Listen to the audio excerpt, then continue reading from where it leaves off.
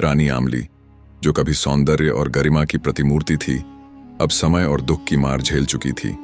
उसका मुख थोड़ा म्लान हो गया था, बालों में कुछ सफेदी झलकने लगी थी, लेकिन उसकी आंखें अब भी उतनी ही तेज थीं। उनमें संघर्ष, धैर्य और अपने परिवार से पुनर्मिलन की आस जल रही थी। वह किसी तरह भटियारी की कैद से बच निकली थी। भागते हुए उसने कितनी ही रातें भूखे पेट बिताईं, कितनी ही बार जंगलों में छिपकर आंसू बहाए, लेकिन उसकी आत्मा टूटी नहीं।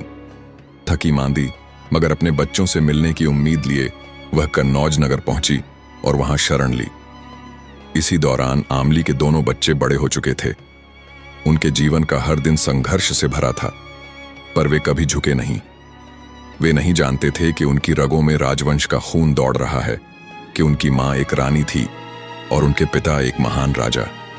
लेकिन उनकी आंखों में जो तेज था, जो साहस था, वह उनके असली कुल की पहचान था। एक दिन पेट की आग और भविष्य की तलाश उन्हें कन्नौज ले आई। विशाल नगर के दरवाजों के भीतर उन्होंने पहली बार भव्य महल और सैनिकों की लंबी कतारें देखीं। यहां की गलियां उनके लिए नई थीं, लेकिन नियति उन्हें यहीं खींच लाई थी। वे राजा की सेना में भर्ती होने पहुंचे, ये सोचकर कि यही उनकी जिंदगी को एक नया रास्ता देगा। उन्हें यह नहीं पता था कि यह रास्ता उन्हें उनके अपने पिता तक ले जाएगा। इधर राजा, जो स्वयं रानी आमली का खोया हुआ पति था, अब वृद्ध हो चला था। उसकी आंखों के नीचे गहरे साए थे, वर्षों की बेचैनी और अकेलेपन के। वह अपनी शाही पोशाक में बैठा था, परंतु राजमहल की हर भव्यता उसके भीतर की रिक्तता को नहीं भर पा रही थी।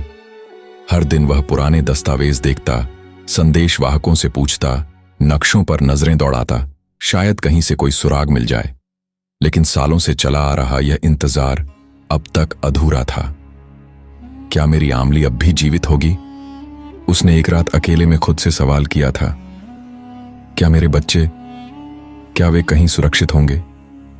कभी कभी वह खिड़की से बाहर देखता, राजमहल के अहाते में अभ्यास करते युवाओं को देखता। उसे नहीं पता था कि उन्हीं में उसके अपने पुत्र और पुत्री भी हैं, जो उसके ही रक्त से जन्मे हैं, परंतु अजनबियों की तरह उसके सामने खड़े हैं। नियति का यह खेल विचित्र था।